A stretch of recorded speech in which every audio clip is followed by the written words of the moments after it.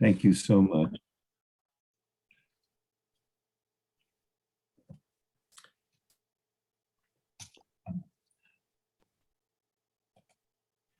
So, very nice to see all of you here. I will say this morning, even though I'm sure it's not morning for everyone here, but it is for me. And so I welcome everyone here. And because each of these sessions will be very short, only 30 minutes, and we'll only have 4 of them over the next month, I thought to keep things rather brief in the beginning.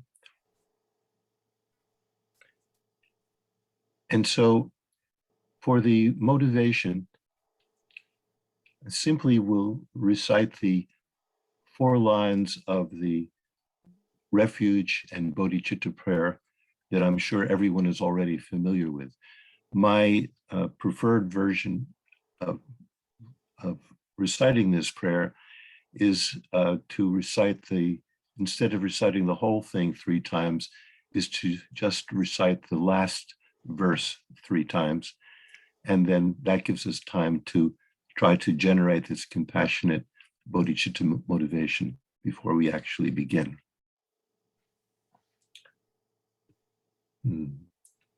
So bringing to mind the Guru, and in this case, we're focusing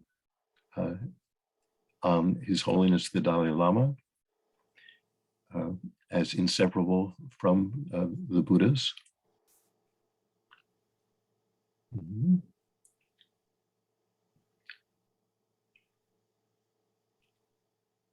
We go for refuge until our enlightenment to the Buddha, the Dharma, and the Supreme Assembly, from the virtuous merit that we create by practicing giving and the other perfections.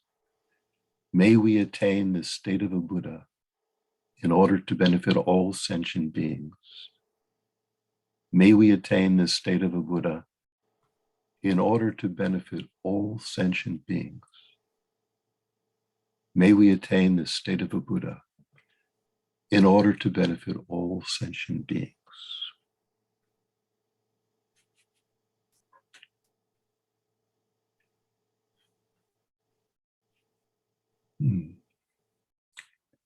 So as everyone here has heard or read, the topic for today is a practice known as the All-encompassing Yoga Mind. The All-encompassing Yoga Mind. And quite a few months ago, our host in Shantideva today had asked me if I would speak on this topic. And she said at that time that in one of His Holiness's teachings towards the end of 2021, he had mentioned that those people who consider themselves a follower or a disciple of the Dalai Lama, to all of them, he was giving the advice of doing this practice every day. And he went on to say that he himself has been doing the practice for decades and found it very, very beneficial. And so those who consider themselves his followers or receive inspiration from him, his advice to them was for them to do this practice. So the host asked me, would I be able to speak about this practice for a half an hour once a week for 4 weeks?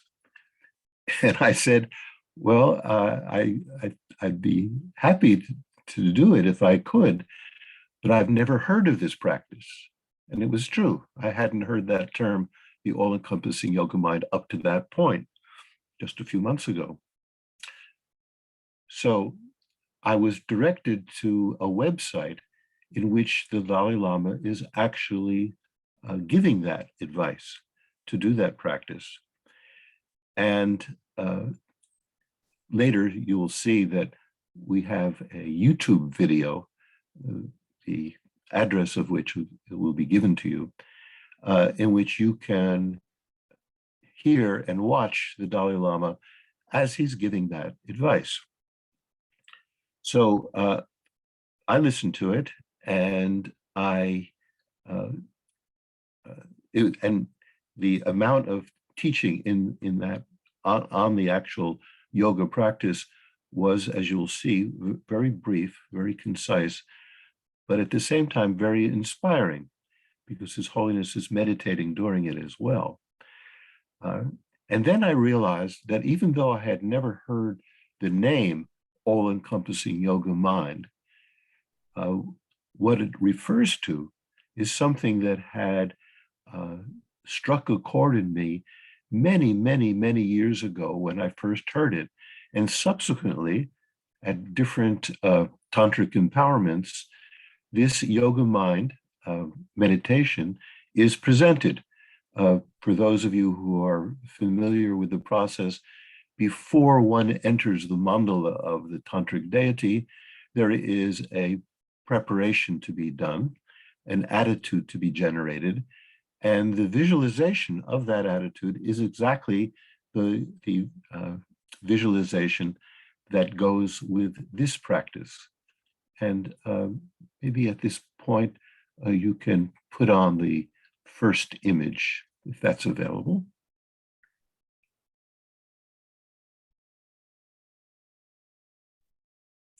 Thank you very much. So I remember being so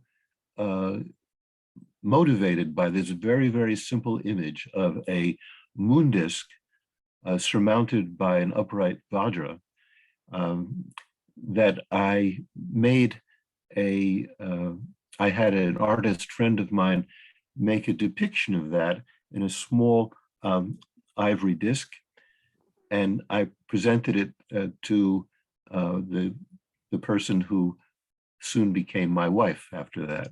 So it was one of the first presents that we exchanged, this image. So I don't think we need this image up right now. But thank you for that one.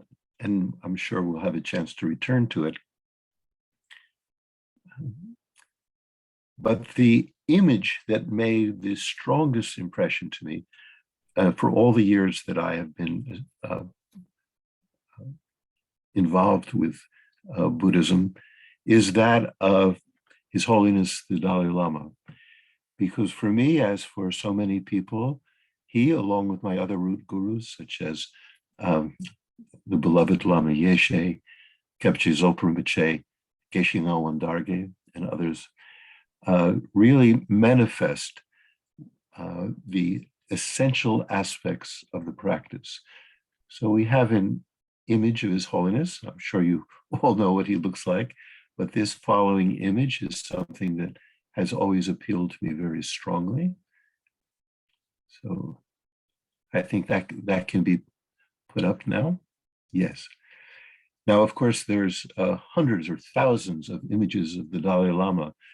And this is my own personal preference, because the look in this image seems to embody both major aspects of what His Holiness means, not simply to me, but actually to the entire world. The look is both gentle and compassionate, but also penetrating. It's as if, seeing ultimate reality, he looks at us with these eyes, these gentle eyes of compassion. And for me, that is the essence, that embodies the essence of the entire Mahayana path.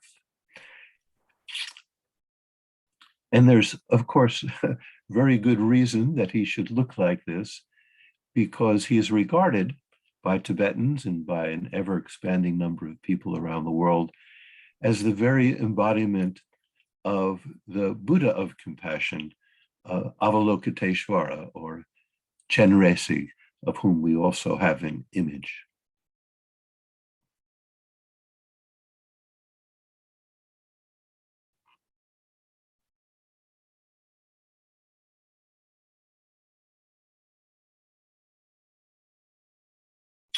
Thank you. Thank you. So there is the four-armed version of the Buddha of compassion, Avalokiteshvara. And I always found it interesting that in the perfection of wisdom teaching, that is the root of the Mahayana path, ultimate reality, the meditation on it, the perfection of wisdom, is explained not through the deity one would guess, that is Manjushri, the Buddha of wisdom, but through Avalokiteshvara, the Buddha of compassion. And when I was learning what the all-encompassing yoga mind meditation actually was, by referring to those teachings that the Dalai Lama gave in 2021, and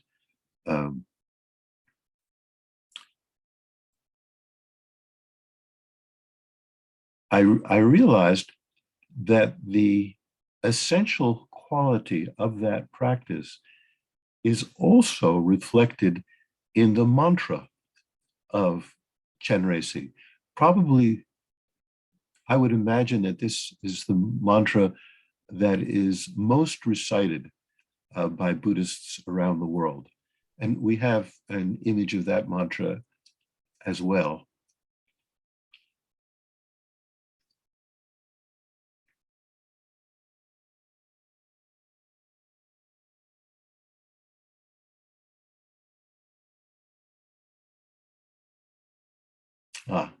Thank you.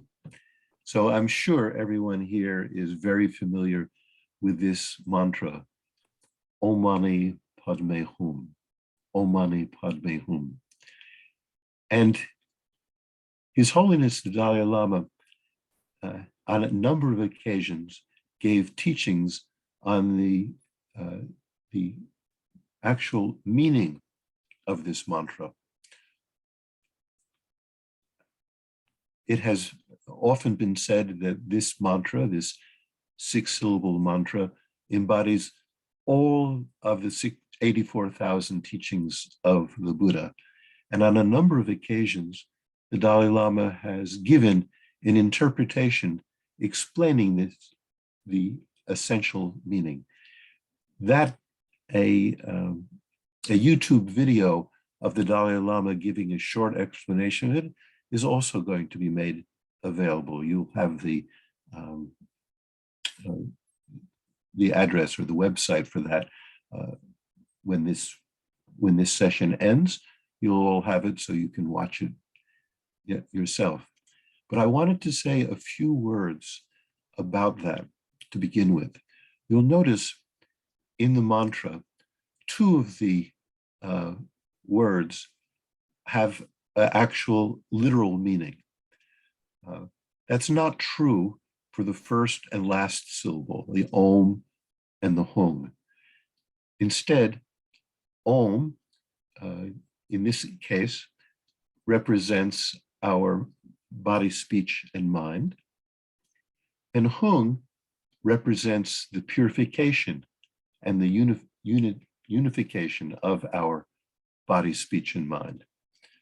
So the whole mantra could be understood as a journey from our present state, in which our body, speech, and mind is covered with various defilements and the results of ignorance and delusion, and then through the application of Mani Padme, the jewel in the lotus, which is the path to enlightenment, then one can achieve the understanding, the direct realization of ultimate reality represented, the union of which is represented by this last syllable, hum. So if we wanted to explain the mantra, there are several ways of going about it. The literal meaning is not always the one that is most significant.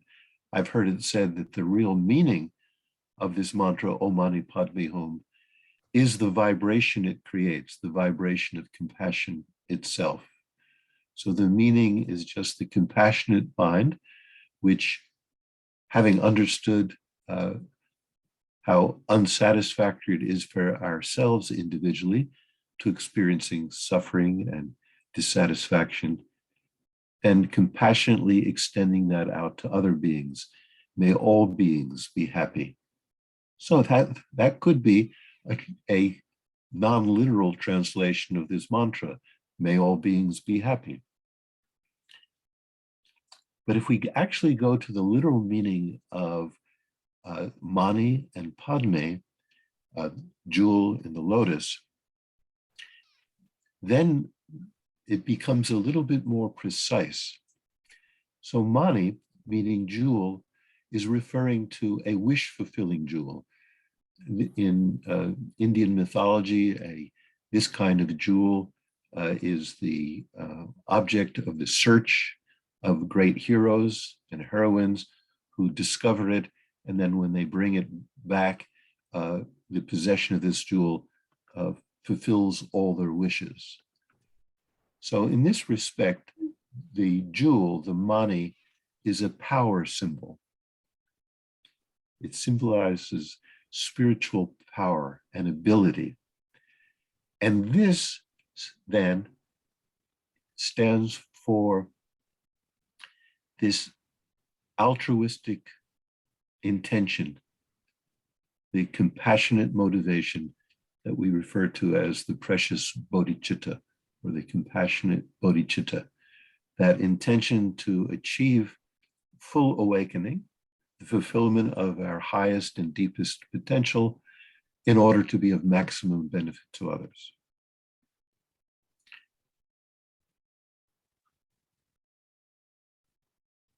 One way of thinking about this is if there are two physicians in our town who have equal ability, but one of them has more compassion than the other, then if we need help from a physician, then naturally we're going to receive more help from the physician who actually has compassion for us. The other one may have skill and ability, but if lacks compassion, then we can't rely on him or her to benefit us.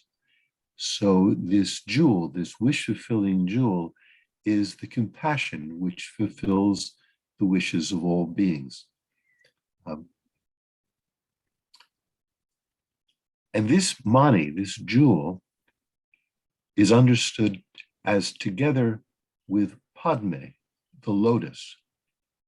Now, I think many people here, whether you're from a Hindu background or a Buddhist background or whatever, when we think of the symbolism of the lotus, we think of it also as compassion. For example, all of the Buddhists sit on lotus seats. And the way the lotus grows, it comes up from a muddy swamp, but it opens its bloom above the surface of the swamp, and therefore it shines radiantly, untouched, unblemished by the mud from out which it grew. And so the lotus is very, very often used as the image of the compassionate motivation or of the compassionate career of the bodhisattva himself or herself, who comes who exists within the world with all of its defilements, but remains unstained by those defilements. And so this unstained ability symbolizes the transcendent, the radiant, the compassionate quality of a bodhisattva. Okay, so we can dispense of this image for the time being. Now, you may wonder why I'm going into all of this, especially since it's something that many of you already know very, very well. Because in the Dalai Lama's commentary on the meaning of this mantra, Padme, the lotus, doesn't stand for compassion, according to his interpretation, but actually stands for wisdom. So why does this unblemished lotus flower, why can it be understood as symbolic of the wisdom of wisdom? And the reason for that, as the Dalai Lama explains, and has explained on many occasions, is that what keeps us from discerning reality is the superimpositions, the overlays of mistaken views, which are responsible for our distortions. So wisdom is seeing things without these distortions, without these overlays, without these mistaken views. And so just as the lotus is free from the stain of the mud out of which it grew, insightful wisdom is free from the elaborations, the mistaken views, which interfere with our ability to discern reality directly.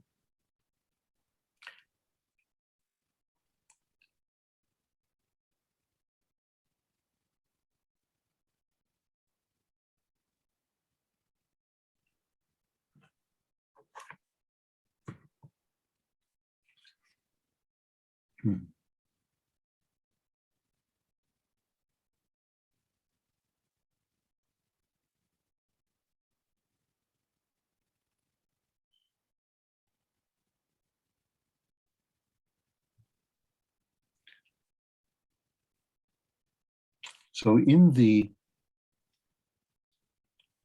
all-encompassing yoga mind,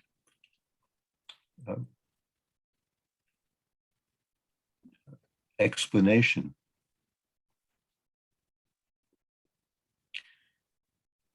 the compassionate intention, the bodhicitta intention to achieve reality for the benefit not only of ourselves, but of all beings, that is represented by the moon disk.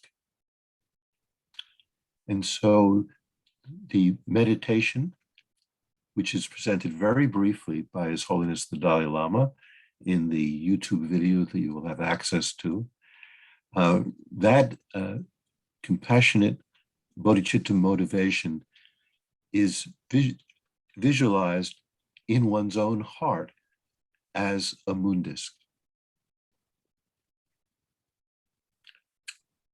And then the insightful wisdom, which sees things as they exist, rather than through the distorting filters of our misapprehension, that is represented as the upright vajra. So there's a direct correlation between the moon disk that we visualize in our heart and the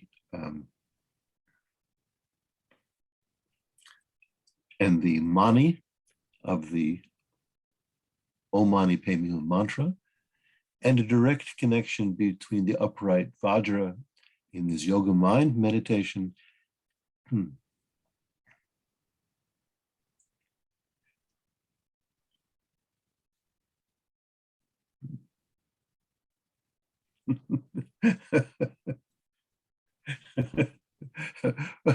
Welcome to my senior moment.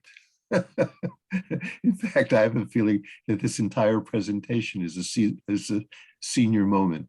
And some of you who are near my age probably have experienced it many times yourself.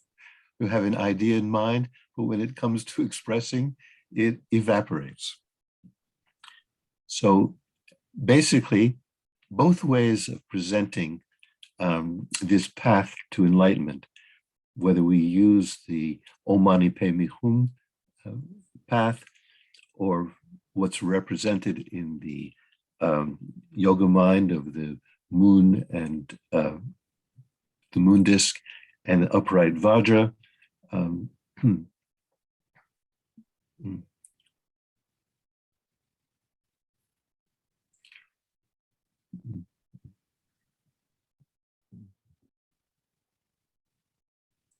Both of them come to the same point. Using the expression that the beloved Lama Yeshe used to use very often, the reason that we suffer, the reason that we're caught in samsara is because we see things too concretely.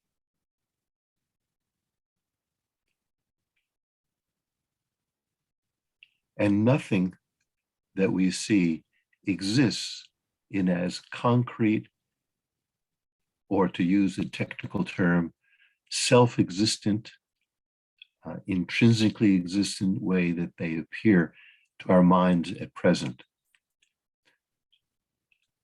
So the motivation, the compassionate motivation, is the basis for progressing along the spiritual path.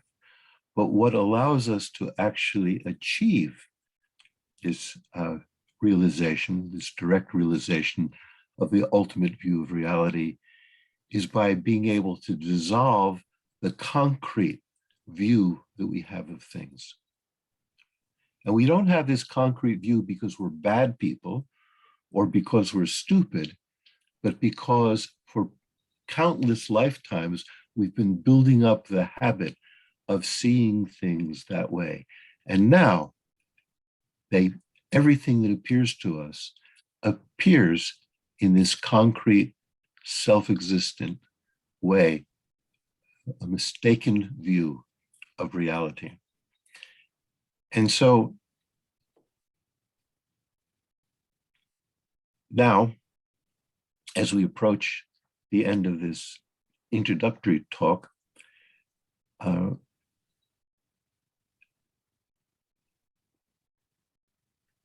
I want to offer a very, very oversimplified view of how to recognize at least one of the pervasive mistaken views that we can have in our life. Think of someone that you dislike. Think of someone that you might even call your enemy. When this person appears to your eyesight, when this person appears to your mind, he or she appears with an ugly aspect. We find this person distasteful, as if there's something bad or wrong or even evil or ugly about the person. And that distasteful vision seems to be coming to us from the side of that person. He or she seems intrinsically bad, evil, ugly, at the very least distasteful. However, we know from our experience that not everyone views that person in such a way. Even ourselves, later, it could happen that this person who's now an enemy becomes a friend. So where was this ugly view? What seemed to be intrinsic to the person, himself or herself, is actually simply a reflection of the projection of our own mind, the own appearance. It's what we project onto reality. And so if we want to see reality, especially if we want to deal with all the people we deal with in this life and all the things that make up our life, we have to be able to drop this projected view, this mistaken view. And when we do that, we can see that things don't exist from their own side the way they appear to exist so concretely, but are in fact a hallucination of our own mind.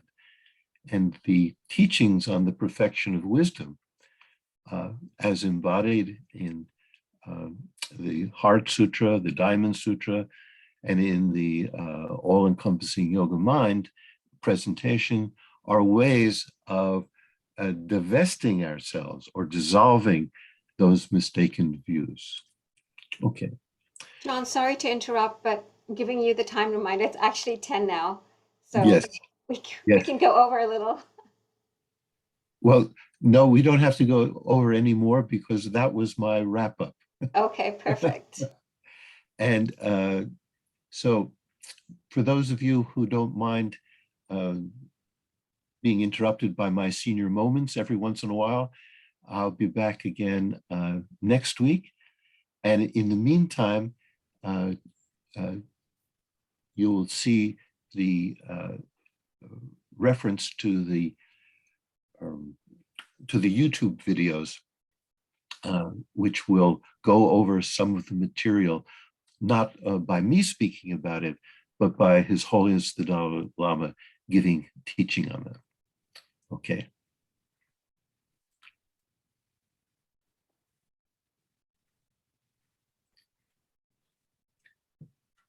So I think there's the